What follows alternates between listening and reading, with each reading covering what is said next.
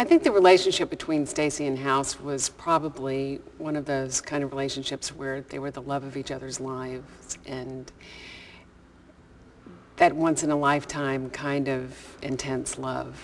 Cameron was adamant about going on a date with Dr. House because she knows him well enough and she works intimately with him enough every day that she knew that it would take forcing him to get him to do it. The truth is, I think he has, in spite of himself, grown fond of them, even if he has no clue about how to show it.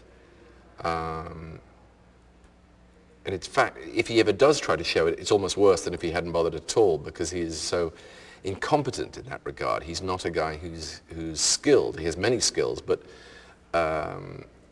looking someone in the eye and telling them that he loves them, that's not one of them. In terms of Cameron's decided perspective, she's seeing a person behind that that's really needing love and in desire of all these things that he's just not capable of allowing himself.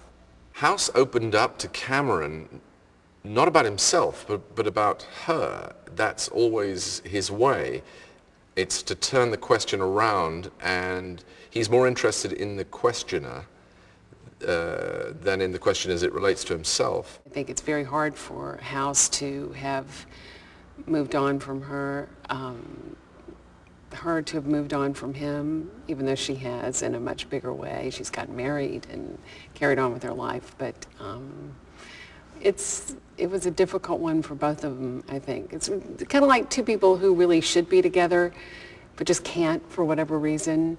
One of those kind of torture relationships. The more walls he tries to put up, the more defenses he tries to put up, the more she sees that there is something that he's hiding and there is a vulnerability under all that he's trying to protect. My feeling is that if, for whatever reason, any or all of them were to disappear from his life, he would be very, very cut up about it.